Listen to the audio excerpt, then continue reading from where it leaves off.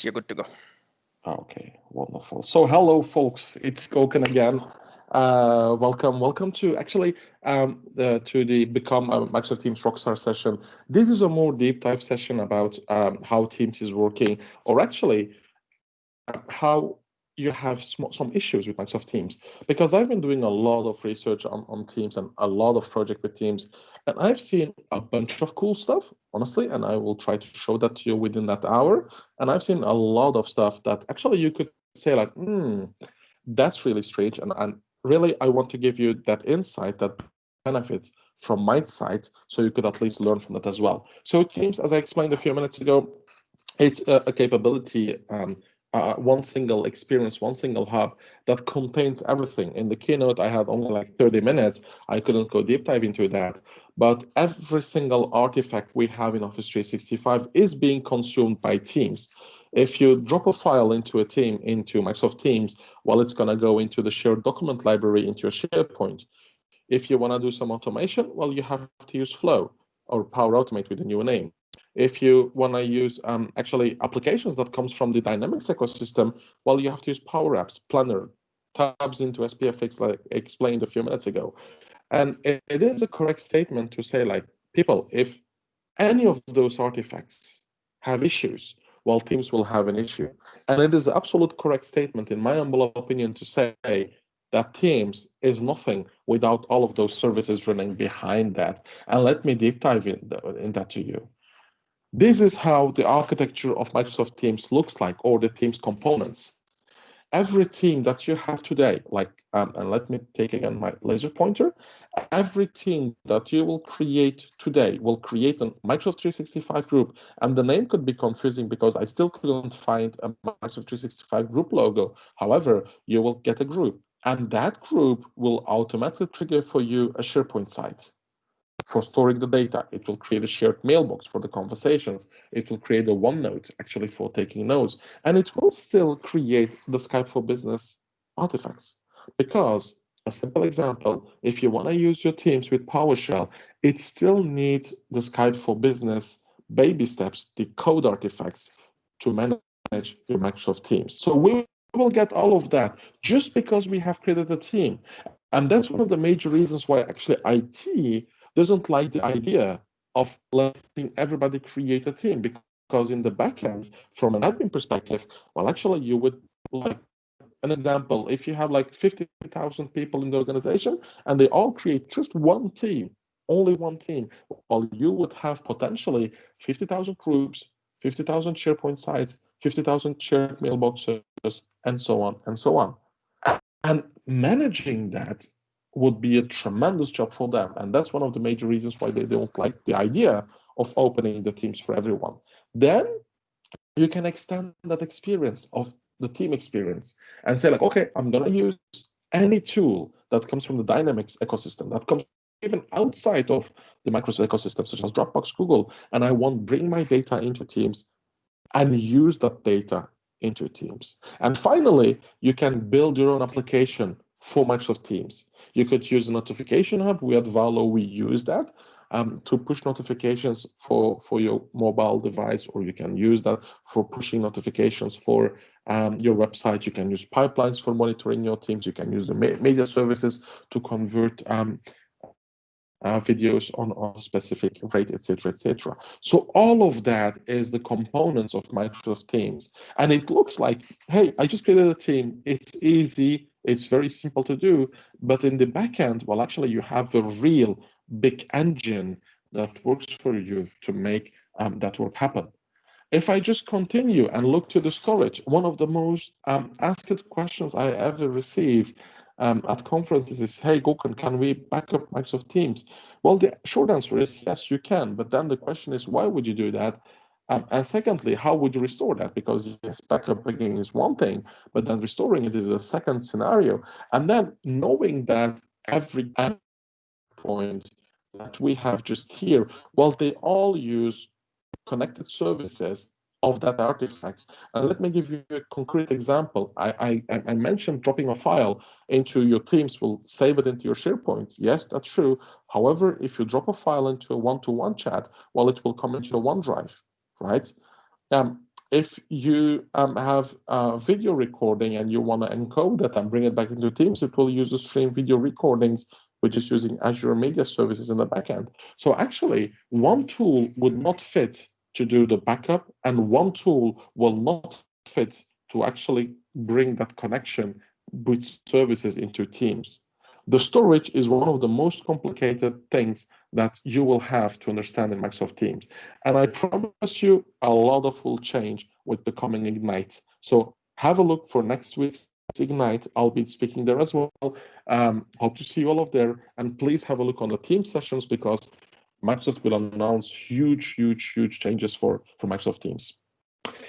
If we continue and look like, hey, why did we need Microsoft Teams? Like we were actually quite happy with Skype for Business Online, right?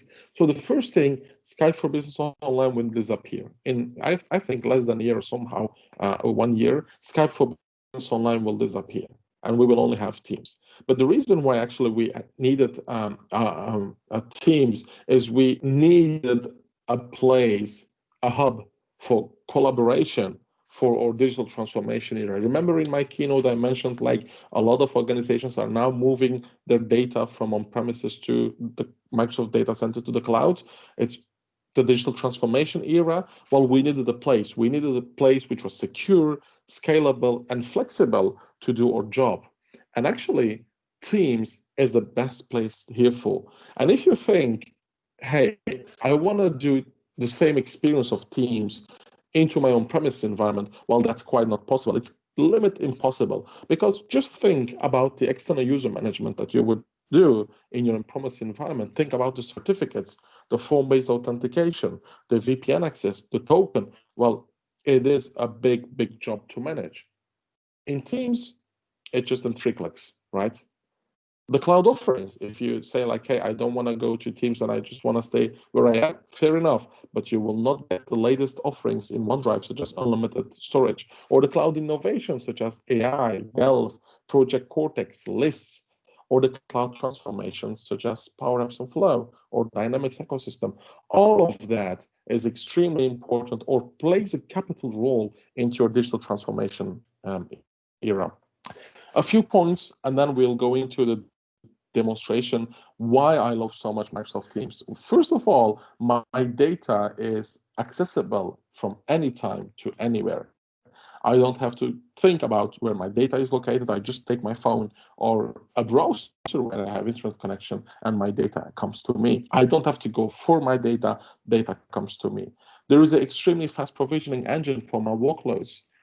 Tomorrow, if I start an organization, maybe they need 2 weeks to create my account, my mailbox.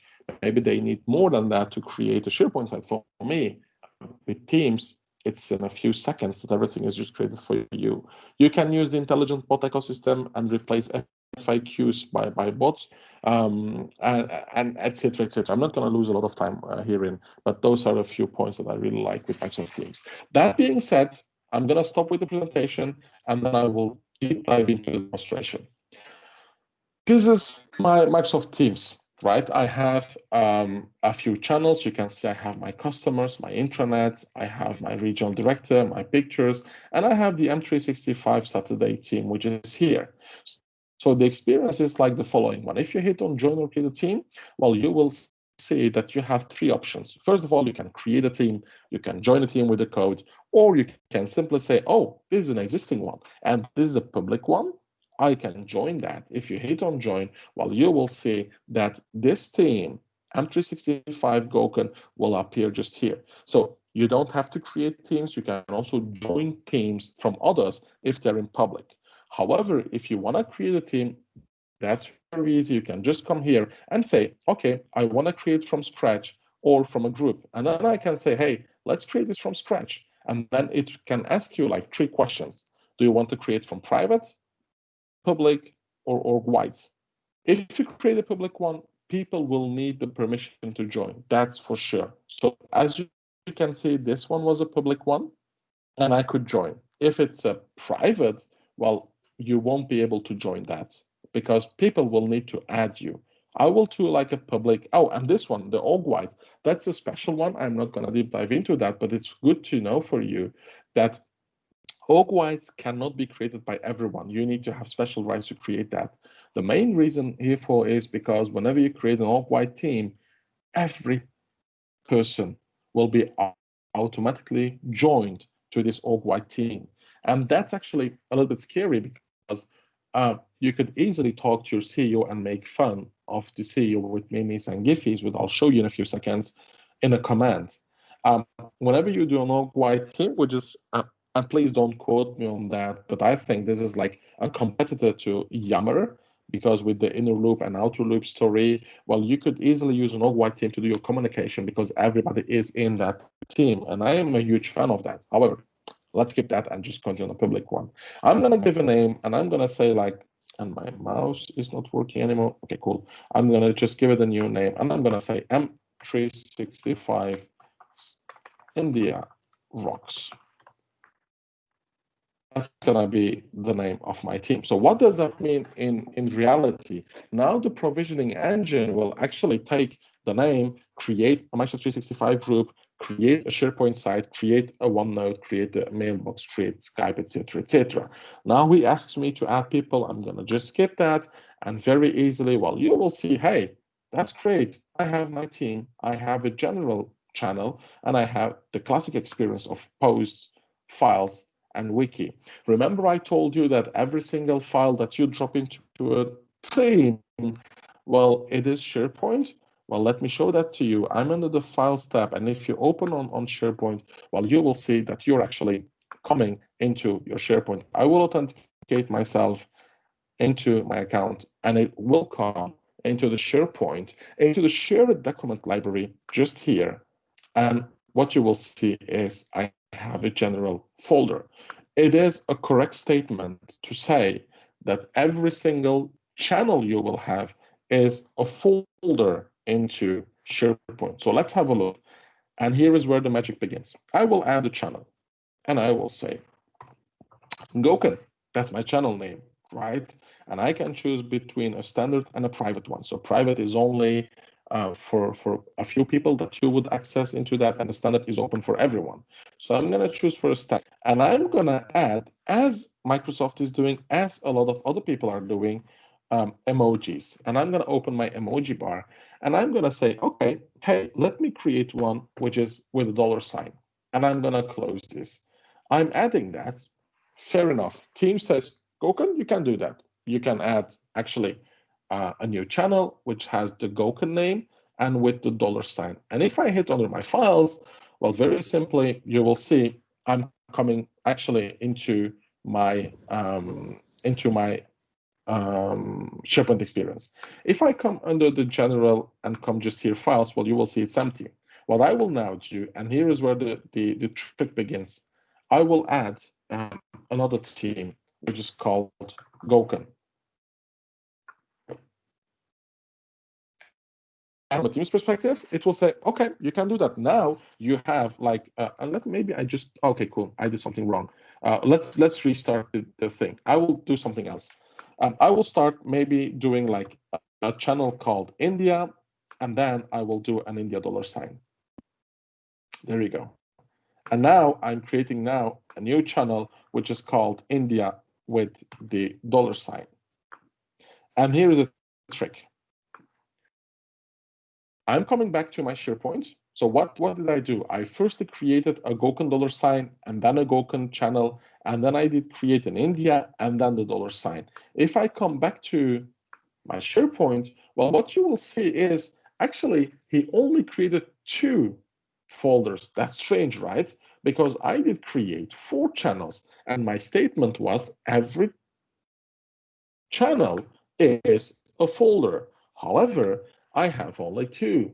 That's strange. So let's see what's happening in the backend. So if I come here under my Gokan dollar and say like files, I want to create a new file, and I will call it a Word document, Gokan's file, and create that. Well, that's okay from a Teams perspective. No worries. I will leave the Teams experience, come into the Word experience. And what will happen now is, okay, I can type in my conversation. I will close that. And ta-da, my file is there.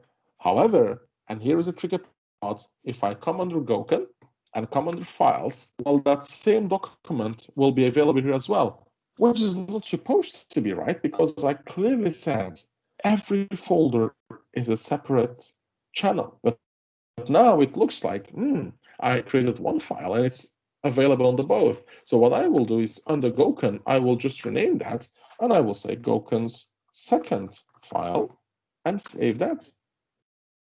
Fair enough. I come to my other channel and see here, wow, this has been renamed as well. That's not good. In the backend, actually, what's happening is that whenever you create a channel with a name, it will create that folder for you. But some emojis actually aren't being translated by the SharePoint or by the Teams engineering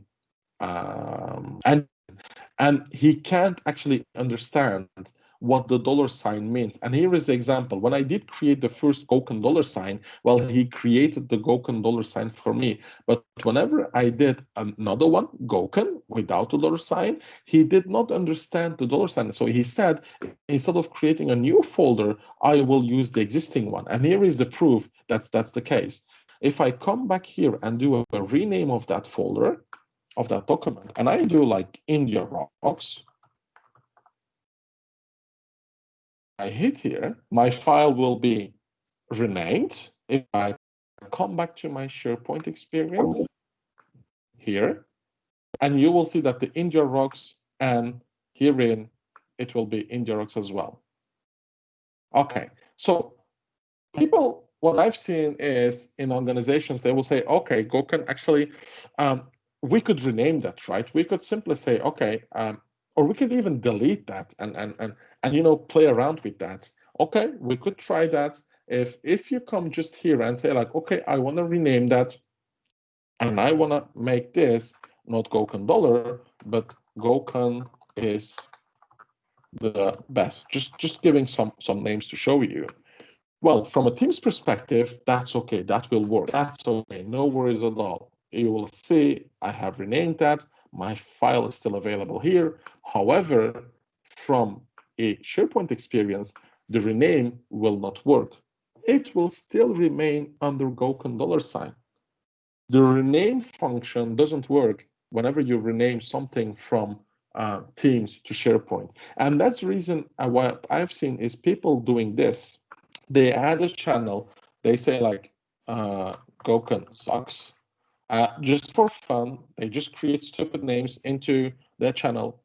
They start collaborating on that. They start adding file, and then somebody says like, oh man, you can't do that. You can't use personal names into channel names. That's not professional. And whenever you say like, okay, let me rename that, and say, oh no, Gokan sucks. Let's call it Project Cortex. Well, that's okay from a Teams perspective. However, if I come back under my Teams, well, this will not get renamed. This will remain as it is. So please, please, please, please be careful on what you do under renaming, giving names, emojis under folders and channels, because it has still a lot of issues. Another example is if I add a new channel herein and I say like, okay, I will call it India. It will say, Gokan, you can't do that because it's already taken. If I just select, again, the $sign, he will say, Gokan, you can't do that. It's already selected. All fair enough. If I open this, when I say like the heart emoji, well, now he says, you can do that.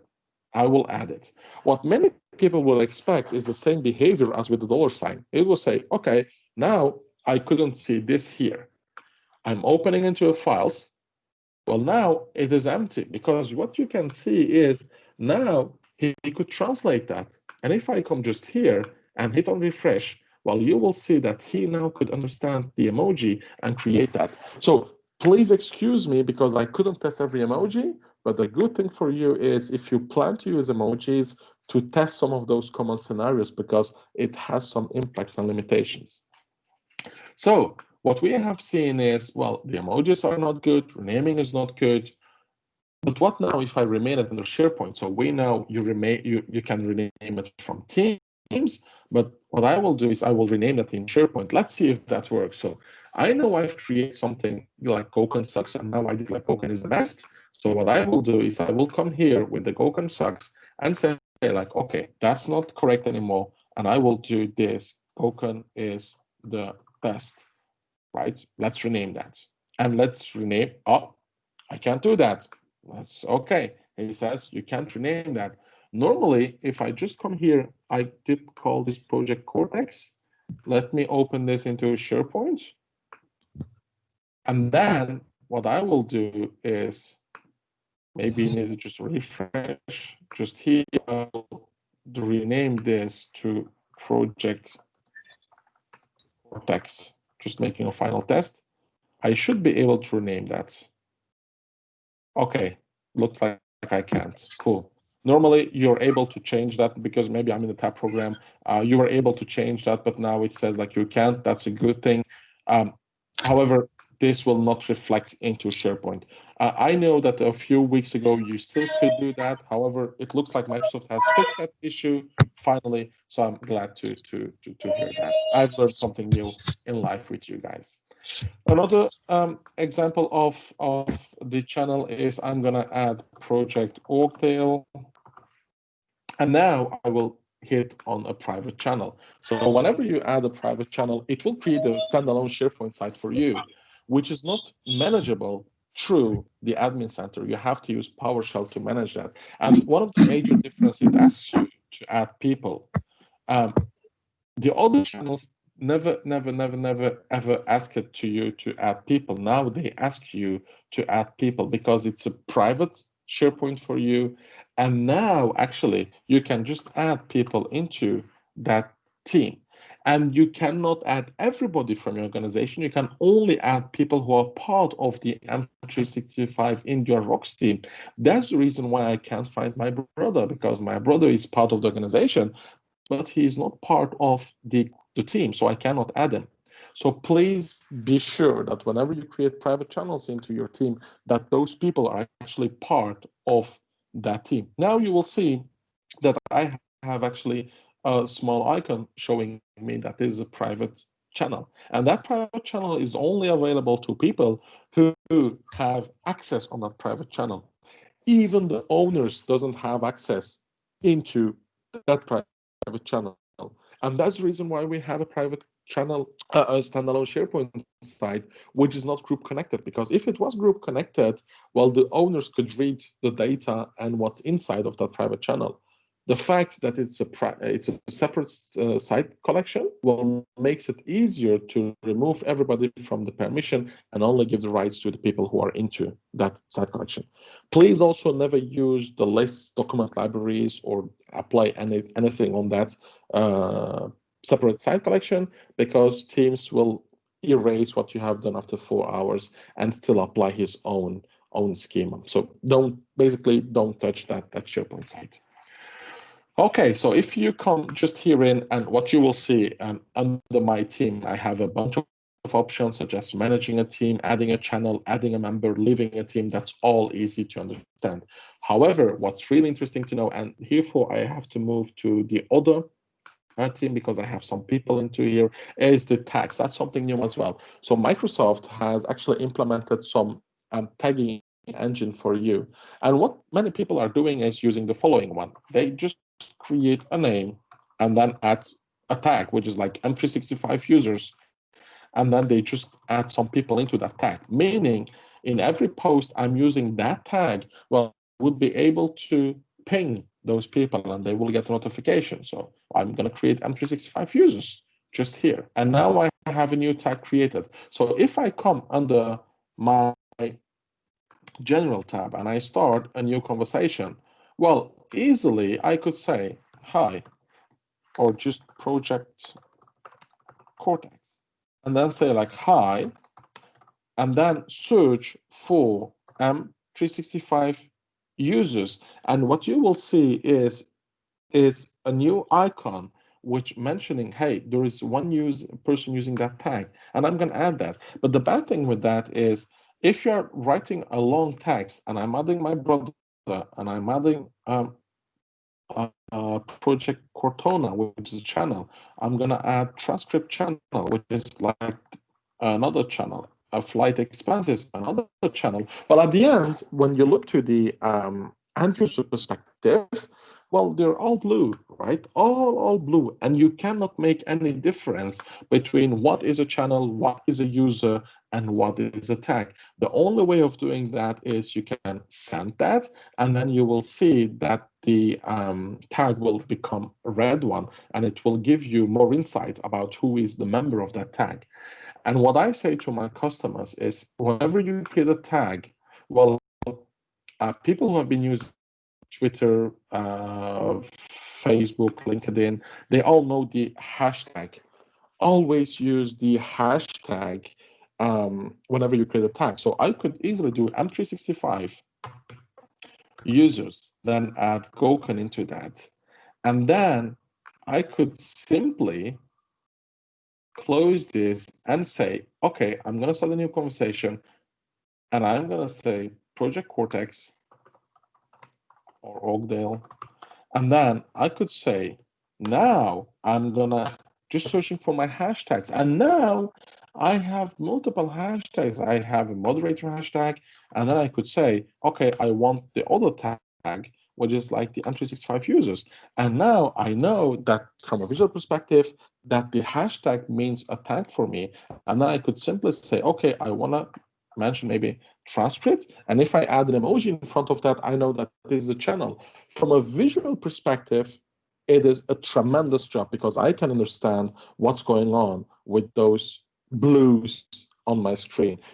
Again, it looks easy because I only have like 3 words on my screen, but whenever you have like a long text, long announcement to do, I'm pretty sure you would be happy to really quickly understand which one was a tag, which one was a conversation, which one was XYZ.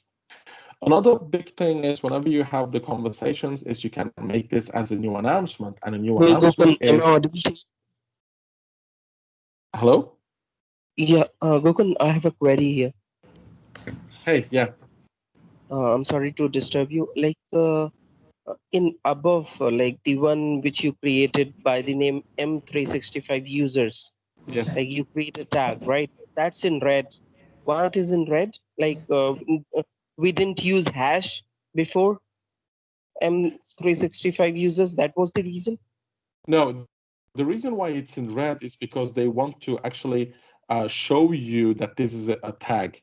And this is like a channel. The red means this is a tag, and you can chat with that group directly from here. That's the only reason why. Okay, okay.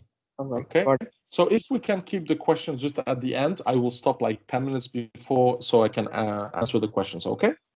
Okay. Okay. Thank you. Okay.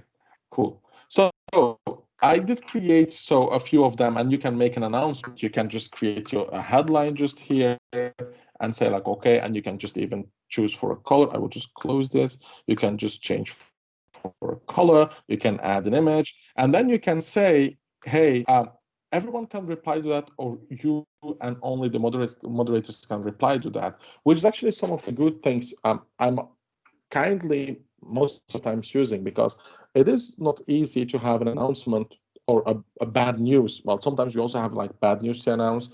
Take the example that we fire. Everybody knows Vlad, right? Let's fire Vlad Catrinescu. We have fired Vlad Catrinescu, and probably you don't want people to interact with that post because maybe you don't like him, or you have personal issues. And what you can do is say like, okay, only me and the moderators can reply. And you could simply also say, hey, let's go and add this into the multiple channels. And I'm going here and I'm going to say like, okay, M365, I will post this into the flight expenses general and for Cortona, I'm going to update that. And then what you will see that actually uh, people are just chatting, so I'm going to just post that. And what you will see that actually I have here 2 tags. I have my channel, I have Fired Cat Rescue, and I'm getting a new icon which says, hey, you have posted this into multiple channels. And then what you will see is, oh, wow, great. If I come to flight expenses, if I come to transcript, if I come to Project Cortona, they're all here. However, if I come here and do say like something like that, because I'm very happy under the Project Cortona, if I come back here, Well, that command is not synced, which is not good, because then we come into the same as a reply to all into Exchange and email. The main information, the main advantage of Teams is because the information is under a team for you easily to accessible. With that kind of stuff, if you post this onto 150 teams, well, at the end you will get lost. You will not know who is commenting what, and at the end you will not know where the information is. So always use this with precaution. If I come just here under my general, what I will start to do is the following. I'll start a new conversation. I'm hitting on that dot. And then what you will see, I'm going to just maybe mute this conversation because I'm getting a lot of. Okay, cool. I'm coming here, and on the right side, what you have is the following one, the code snippet. And that's a thing that I've been always using. So on the right side, you have the codes that are available for you that you can use into your teams. And one of the easiest one is the HTML one. And you could simply come here and say, like, I open my tag HTML and I'm closing it. And what you will see that the intelligence behind the code snippet will close that tag for you. What I will do is I will then say head and then just body and then just H1 and then just say P and then say hello world. That's my piece of HTML. And the tremendously good thing with that is it will remain as the HTML code just here. And I can simply then just hit on post and then say like, oh, I have my code just here, and let's see if people can answer to that or XYZ. But you can easily come here and use code snippet to do that. What's really, really, really good with Teams is, and let me then just go here, maybe under flight expenses. There you go. Where do I have it? Nope. Transcript. There we go. This one is that we have DLP with Microsoft Teams. So if I come here and start a new conversation and just post a credit card number with an expiration date, I have enabled DLP, data loss prevention, into my organization. And whenever you actually post some sensitive information in Teams, it will require a few seconds to understand the data. And it will say to you like, hey, this message was blocked, what can you do? And then as an admin, you can define and say to your users which options you give them to have. I decided to give them two options: to override and send and give a justification, or report it to the admin with a justification. So you could here say like, hey, this is nothing, this is for testing purposes, or you can override and send and report to the admin. So if you do this, then the message will not be blocked. However, as an admin, I will receive an email saying like, hey, this person has been giving some confidential data into Teams. You maybe have a look on what's going on. So you please enable this. It's like a few clicks on enabling DLP under Office 365. I would highly recommend you on using that, because in that way you can block sensitive information going out for internal as external people. Then what I'm gonna do is the following part, and that's the most lovely part of Microsoft Teams. I will start a new conversation in French. Salut, je vais bien et super content d'être avec vous. We know Teams is for breaking silos. Teams, with the digital transformation era, everyone uses Teams, at least those who are into the Microsoft ecosystem. And French people, or any kind of people, if their main language is not English, well, they could have some difficult times in talking to you or explaining to you. So what they can do is simply write in French, and what you can do is hit on the three dots, and then on the translate option, well, he will translate that text from you into English. He will understand from where you come. You will get a new icon saying like, this has been translated from French, and it will say like, hey, I'm fine and super happy to be with you. And that's exactly the text that I've been writing into French. He will translate it to me. So let's do something else. I will try something in Turkish. Merhabalar. Nasılsınız? Ben çok iyi, iyiyim. Something like that. This is in Turkish. It is quite complicated. So let's hope a real life test to say translate. So actually, the Azure translation services should understand in which language I'm coming and then should be able to translate this into English. However, if it's like a language that actually which is complicated, which is not a common language like Turkish, it is quite possible that it cannot translate. As you have seen, the French one was very, very easy to translate. However, this one, he fails to translate. So this, again, what I've seen is it is quite good with Spanish, with French, with American English to XYZ. That's definitely okay. However, if you have like a language which is like from a third party, from a third country language, so that's my home country, Turkish, well, it can fail to translate. So let's do another test, and I will just do like hamburger, dog, and cola. Okay, so I have like 3 other words just here. And instead of now doing translate, I'm going to use the immersive reader. The immersive reader is actually something that comes from the education system and which I've been using to promote the translation capabilities of Microsoft Teams. So as you know, well, as you can see, we have like only 3 options, nothing rocket science. Like I can choose the font, the theme, the increasing, the size. I can go to the grammar options. I can just, enable the nouns, the verbs, the adjectives, and you will see the color changing. But what's really, really interesting is reading preferences.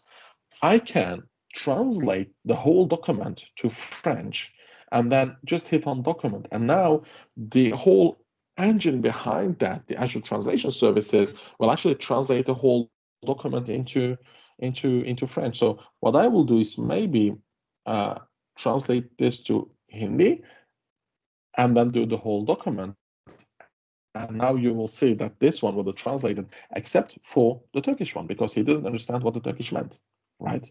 If I come back to my French from France, just here, and I hit on a word, this is something revolutionary for students, for disabled person, for people who doesn't talk or can't talk proper English, because the picture dictionary will show you the image of what the word means.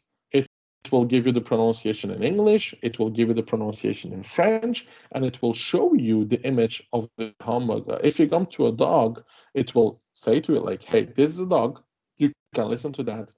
This is a chien in French. You can listen to that, and it will show you the image of that dog just here. How fantastic is that? It's an amazing feature. However, if you come back again to a dialect word, like it is called a Coca-Cola, right? But in some countries, we call them a cola. And in France, we still call them a cola as well. So many of those words which are dialect or just some regional words, well, it's not that easy to translate and understand what's going on. So international words, very easy. Main languages such as French, Spanish, English, no worries. But whenever we go to other countries, other languages, it can be difficult to translate. Okay.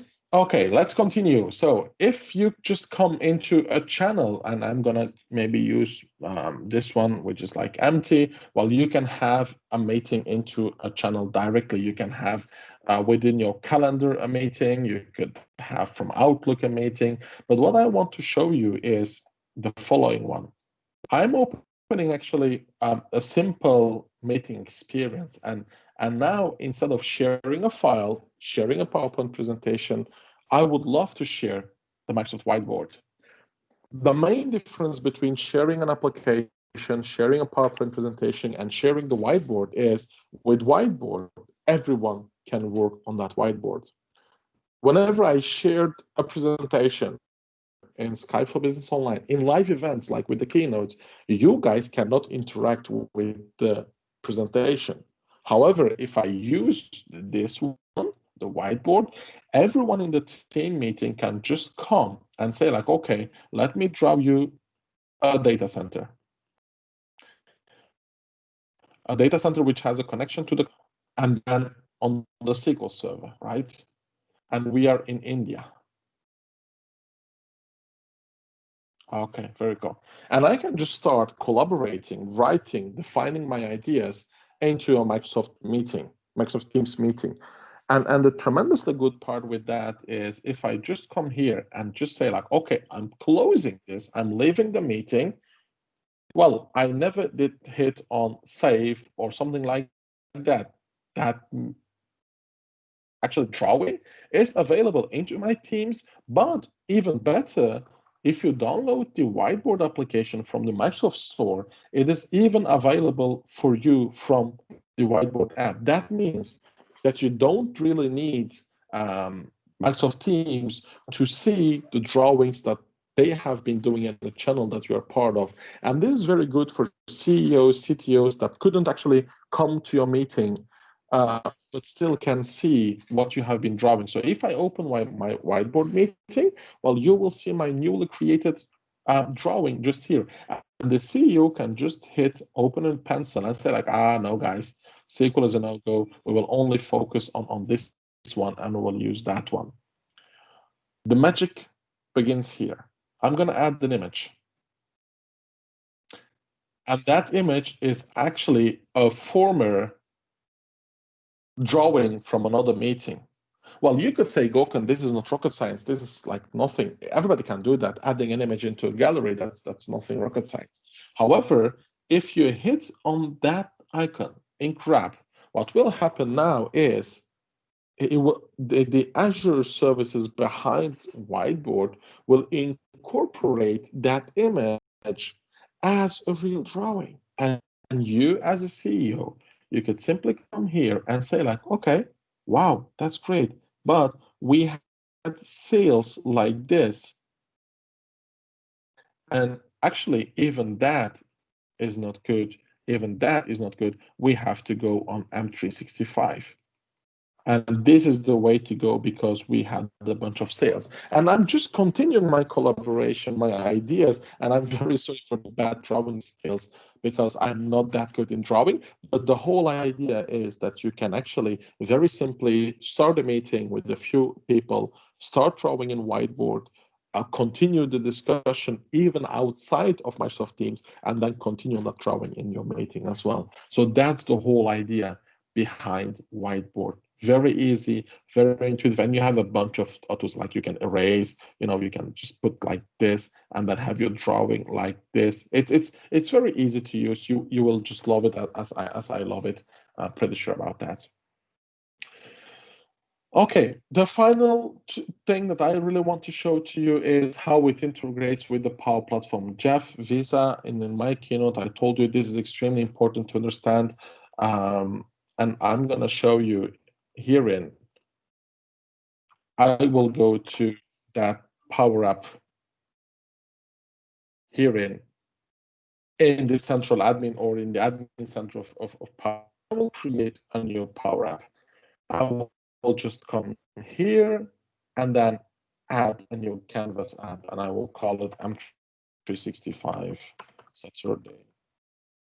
And I really hope this time it will work because the last time for Ignite, it didn't work. So I really hope this time this demo will work, and I really want to close this session within a few minutes with this ending demonstration. It will now open my central admin, or that's the central, that's two-way SharePoint. It will open now the designer of my Power App. And what I will do is I will add a new text input. Go. I have my text input just here. And then very, very, very ugly, I will add a big button to share feedback. And I will just do something like this, share feedback. Cool. So every object in Power App actually can have one of those actions, and one of the actions can be Power Automate. What I will do is I will attach a flow to my button through the action of Power Up. I will create a new flow. And now, oh, maybe I have to sign in because otherwise this will not work. I will just sign in with my account. And I'm really praying the gods of demo to let this work. I don't know, the last time didn't work really well. Wow, not now. So you can choose any template. It doesn't really matter because we will erase everything. So what I will do is I will just hit on maybe the easiest one like this one, send a notification. Again, as I mentioned, we really don't care about what we have as a template. We will erase everything. We will just keep the first action of my flow. So I'm in the designer, and as I promised, I will just delete that one. So the action point is we start from Power App, and I will add a new step. I will say like, okay, I want to do something in Teams. And then you have a bunch of those options, like in Teams. Most of them are still in preview. And the one that I want to use is a V3 of post a message. I like to post a message, and I'm going to post a message into Teams. Now he is actually taking my token of my user and seeing in which teams I can post. And what you will see, remember, I had those teams like the Gokan 365, the India Rocks. What I will do is I will just use the M365 India Rocks. And then I will just see for the channels, let's do it under the Project Cortex. And I could easily say like, hey, this is a text, and then move it from there. But I don't want to have something coming from Flow. I want something that comes from Power Apps. So what I will do is I will click on asking Power Apps. So the data should come from Power Apps. So what I will do is, hey, this session is something like that. And then I will just give a name, M365. Yeah, I will save that. Very easy. I have my Power App, and whenever I action that triggered that action, it has to post a message, and the data should come from Power App. So what I'm going to do now, I'm returning to my Power Apps just here. What you will see now is I have a new flow into my Power App, but hey, it has not been linked. I have to click on that. Now you will see that it's adding, but it will shortly fail because it will say, hey, Gokan, I'm still waiting for the data. And what I will do here is I'm going to take the input value of that text box and share that into Teams. So what I will do is say like, I want the text input of that to be sent to Teams, right? So very Gokan, easy. sorry to interrupt. You have 10 more minutes left. A quick reminder. Okay. Thank you. Thank you so much. So I have my button, I have my text input, and I'm going to just test it. And I will just here say, I'm going to share that feedback. And whenever I hit on share that feedback, you will see here a loading bar coming for a few seconds. Oh, there we go. You have that. And it has done. So what we did is actually very simple. We have taken that piece of Word, gone to Flow, seeing which teams we have to post it, and then we did post it on our teams. So if I come back to my team and it was Project Cortex, I think, there we go. Hey, this is amazing. Very simply, I could actually create a Power App, take that data from Power App, and with Flow, post it into Teams. Voila. I had a long type with a lot of demos, a lot of things that I really wanted to show you, from the collaboration perspective to governance with the naming conventions, from the whiteboard application to the Power Platform. I really hope that you learned at least something today, and I'm pretty sure you will progress with Microsoft Teams and share the knowledge with others. I've seen a lot of chats coming through Microsoft Teams. So if we still have questions, people, please unmute yourself. Or if there is a moderator, you can just maybe ask me the question. I'll try to respond to those questions. All right. So maybe I'll do that. Or do you want to? I think there are way too many questions. Maybe I think you want to just quickly skim through that. Yeah, let me have a look to Sure. the chat. Okay, let me. Oh wow, oh wow, a lot of questions. Yeah. So let me see. Okay, they all joined. Cool, that's all joining. Okay, the first question.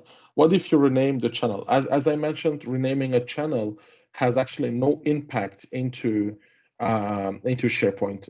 It will rename into Teams, and if you're only using Teams, that's good. But if you go to SharePoint, you will still see the old name of your channel. Please do never use something like Gokan sucks or XYZ, some non-professional names, because you can't rename that. What if you rename in SharePoint? Apparently they fixed that. You could rename it, but it looks like they have fixed it. So whenever you try to rename it from SharePoint, it says, please do it from Teams. I really hope with that, Favas, Favas, that maybe in the future, whenever you rename it into Teams, that it will also be renamed into SharePoint. I really hope for that one as well. About fixing renaming issue. Is it possible to restrict access to private SharePoint site and allow access to consent because it's very difficult to control? Okay, so that question is about, is it possible to restrict access to private SharePoint site and allow access to the conversation because it's very difficult? So the thing is, normally people cannot access to that site because they don't have the URL somewhere.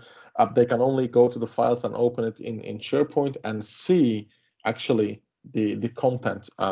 They should not be allowed to add a document library. They should not be allowed to add any lists. However, I'm not aware that there is a way to restrict that private site, SharePoint site, which I mean the private channel. Um, I don't see any way how to restrict that, but yeah, you shouldn't touch actually that site because it's managed through Teams. Can anybody create a tag and add? No, only the site owners can create a tag and add people into that. All normal attendee. Well, you can define that. You can, whenever you set up a team, say like if it's only the owners or everybody can create a tag.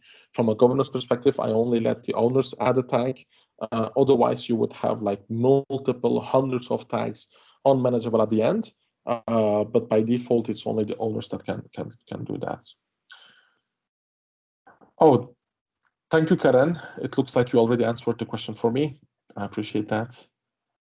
Red means tag. That's definitely red means tag for the user. Renaming the channel doesn't rename the folder. It will be available. Well, thank you, Bansal, for the user voice. I've been waiting for that feature for so many time. I really hope they will fix that as soon as possible. Renaming is still blah blah blah. Can you choose the focus option to make the presentation area big? Can you choose the focus option to have make the Bansal? I don't get the question. Thank you. It is a very weird feature. Channels. I have a question over there. While sharing a file, it shows me files. Well, Arshad has a very great question. I can't see that. I can't see how to raise it as well. That's something that comes from the graph, I think. And even if you go to the SharePoint home, it shows you like data which comes from 6 months ago. I think that Microsoft has still a plenty room for improvement on that. But honestly, I don't know a way on how to do that. If someone edit whiteboard, okay, so this one. So if someone edited a whiteboard later, will it propagate? Yes. So if take the example that you have a channel meeting and you have a whiteboard into that channel meeting, and someone make a modification to the whiteboard app, the modification will be also available into the channel meeting. So whenever you have the same meeting into the same channel, well, you will see the existing whiteboard coming to you. So a whiteboard is attached to your meeting, and everybody who does a modification to the whiteboard will be replicated into your teams. Wow, a lot of questions still coming in, I see. If you're on Office with analysis, does whiteboard is free with light? Well, I didn't have to pay anything. I have a 365 license and it comes for free. So today I can guarantee you, you don't have to pay. If you have a 365 license, well, it will come to you for free. The navigation lacks the calendar is initially configured by your team's admin. They are okay. That's a command to whiteboard app is free. Karen is doing a tremendous job. Thank you so much, Karen. You have been doing a great job on replying to those questions. I will just take just a last one. I'm just gonna. Oh wow, Vinesh, I will have no time to respond to all of those questions. I know, Uh, I know. So, just folks, just to also let you know, the next session, as we said, we are doing it on time. yeah. 11:30 a.m. the next session starts. But still, in case if you have any specific questions which you wanna, take Gokan and go for, you can still do it. But then it would be that you would be missing the next session. So please be mindful about that as well. I'd like to thank you all. It has been a long journey for me. I did my keynote at 5 a.m. in the morning. So thank you so much for joining the session. Again, I have my Twitter handle, xgokan. Follow me, ask your questions on xgokan, and I'd be glad to help you. I really hope that you have at least learned something, at least a few takeaways from this session. Thank you so much. Thank you, Vinesh, for the opportunity. I wish you all a tremendous good M365 Gurgaon event. Thank you so much for your time. I can see in the chat people have really loved your session, and thank you once again, Gokan. And very soon we would like to have an in-person event with you in India. Looking forward for I that. will definitely come to India for sure. All right. All right, Thank folks. you All so right. Thank much. you, Gokan. And folks, the next session is going to start. So please start moving to that session. Unless you have any specific questions to Gokan for 1 or 2 minutes, feel free. But then we would like you to move to that. Thank you. Thank you, Gokan. I'll be swapping to that. See you. Cheers. Bye bye. Bye bye.